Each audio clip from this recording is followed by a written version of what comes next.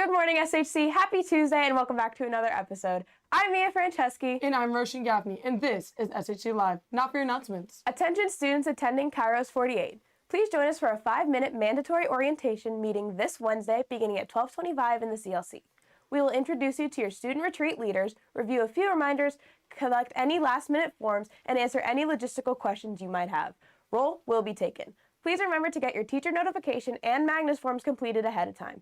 No form equals no-go. Congrats to our intramural winners from both lunches, Clashers and Average Joes. Sign-ups for 3-on-3 basketball start on Wednesday.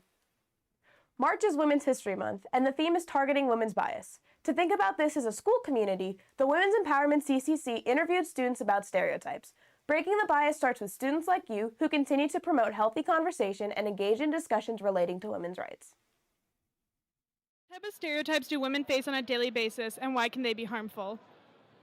There are many of them, but one of the ones that really bugs me is that women are over-emotional, that we're too emotional, we're too much. And actually, that emotional intelligence that we have is what's most powerful about women, because we're insightful, we tend to be more empathic, and as a woman, and I'm not saying men aren't at all, but that stereotype that we're too much causes us to then play down, to then play smaller, when essentially we should be leaning into it. Glennon Doyle, who I love as an author, says that her sensitivity is her superpower, and I believe that part of being a sensitive woman and an emotional woman is something that makes us actually stronger and better able to discern, to make good decisions, and to be a leader. Beautiful. I think there are a lot of stereotypes that have affected women throughout history and in our society today, and one of those is period stigma. And I think a lot of times people think that women are just like overly emotional, and therefore that prohibits them to do really any job, and that kind of holds them back, especially in the workplace and like every part of our society. Therefore men think they're more dominant. A stereotype I've noticed is that when women are overly assertive, they're perceived as bossy, but when men are overly assertive, they're perceived as amazing leaders. Something I've noticed is that women are perceived as natural nurturers, whereas men are natural leaders, which hinders women, especially in the workplace, as they can't progress because of the potential that they might have a child one day. Thank you, Women's Empowerment. I'm Kai Gottesfeld, and this is your Fighting Irish Sports Report. Softball went 1-1 this past Saturday with the 7th inning comeback win over Terra Nova 8-6 and a 12-8 loss to Lowell. They're taking on El Camino at South Sunset this afternoon at 3:30. Baseball continued their winning streak with wins over Sacred Heart Prep, El Camino, and Burlingame last week. Colin Spear was named Cal High NorCal Player of the Week. And this week, Lucas Kelly is in the running for San Jose Mercury Athlete of the Week. The team opens up WCAL play against Reardon today at 3:30 at Marchbank. Track and field traveled across town to SI for a dual meet last Wednesday. Junior thrower Sofia Jurisic threw a seasonal best discus 73.7 meters, taking first, and a personal best over 22 feet in shot put. And this is the first time ever in the triple jump freshman Jashawn Mabry recorded a 38 feet 3 inches jump. The team travels to Valley Christian for a dual meet on Wednesday. Some competed against Bellarmine and presentation last Thursday. One highlight was the girls varsity 400 relay team of Aoife Morales, Odessa Niemi, Alisa Demina, and Atessa Eno Shirvani, who won the race with a season best 4:18. Congratulations, team. The teams travel to Valley Christian on Thursday. Boys tennis takes on Archbishop Reardon in league play today at Balboa Park. Boys golf played at Marin Catholic tournament yesterday, and the tee-off at the Justin Siena tournament last Monday. After losing to Lowell a week ago, girls lacrosse faced Lowell for a second time at Beach Chalet yesterday and got the win 13-12. Goalie Lauren O'Donnell made 25 saves in the win, and 3 players scored hat tricks: Reese Well-Beloved, Grace Shamus, and Gussie Timken. Congratulations, team. The team hosts Notre Dame Belmont tomorrow at Kezar at 6 p.m. and play at Mercy Burlingame on Friday. Congratulations and good luck. Boys lacrosse took a loss to St. Francis in their league opener last Wednesday, and took on Terra Linda in non-league play yesterday with a 5-3 victory. They host Menlo at Lang tomorrow at 3:30. Boys volleyball swept Lowell 3-0 last Thursday and held their annual SF Invitational Tournament at SHC this past Saturday. The team went 3-1, taking second in their 12-team tournament. They host Valley Christian this evening at 6:30 p.m.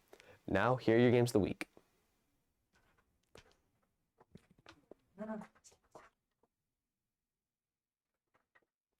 And now, here's news from the Emerald.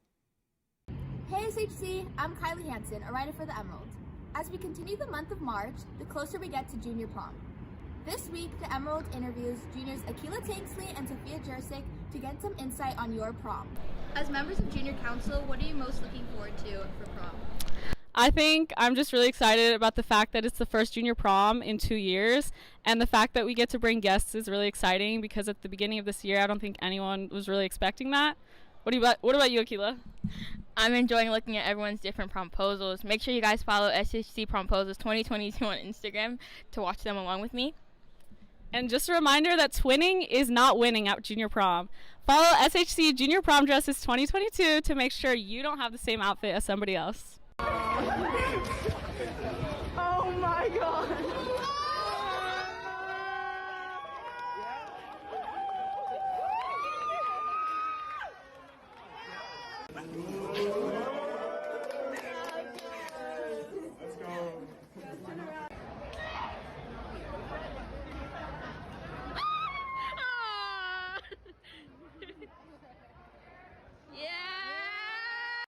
Prom is less than 2 weeks away, so make sure to prom post to a friend before it's too late. And look for upcoming articles on the Emerald's website. For the Emerald and SHC Live, this is Kylie Hansen. Thanks, Kylie. Hi, I'm Katie. And I'm Mary Kate. We are here to talk to you about our upcoming canned food drive starting next Tuesday, March 22nd. Katie, did you know that 1 out of every 4 people in San Francisco struggle with food insecurity? Yeah, MK, we just learned that in our math classes these past few weeks. So, every year, our SHC community donates canned foods to help those people in our own communities here in San Francisco. Just think, if everyone in the entire school were to bring in just 4 food items, we'd be able to feed over 400 families. That would be a wonderful gift to these families, and the least we can do during these challenging times. You've probably noticed these orange boxes in your math classrooms. Check out the catchphrase, "You can make a difference." Yes, Katie, we truly can make a difference. The food we collect will be delivered not only to the SF Food Bank, but to the communities of St. Teresa's and the Potrero, and St. Boniface Church in the Tenderloin. Okay, SHC, this drive starts next week. We'll be collecting canned fruits, vegetables, tuna, chicken, soups, and beans. You can even bring in peanut butter and mac and cheese packages, but please, no glass items. We do not want them to break. All you have to do is drop off these food items in your math class in these boxes, and they'll be sorted, boxed, and labeled in our dining hall by the next few weeks by volunteer students. Katie, this should be pretty easy to do if we all work together. Okay, all of you math teachers, rally all of your students to bring in cans, for Katie and I will give you weekly updates on our progress. Remember, together we can make a difference. And now, some news from the Shakespeare Club. SHC, I'm Kalia Gotland, coming to you with news from the SHC Shakespeare Club.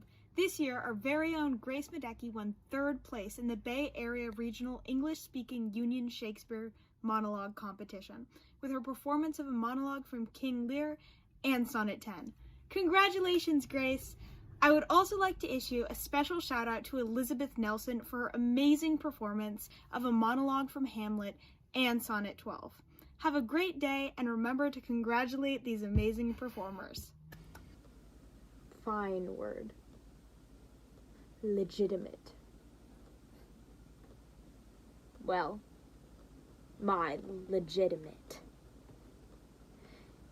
If this in letter speed and my invention thrive, Edmund the base shall top a legitimate.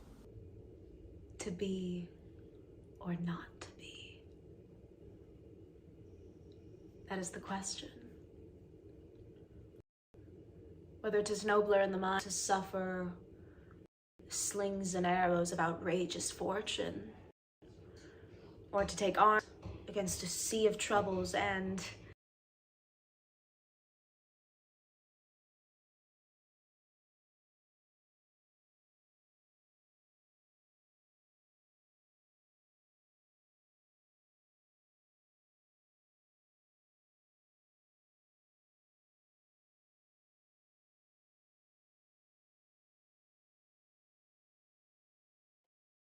Thanks, Shakespeare Club. That's all for this week. Now, back to your Block 2 classes.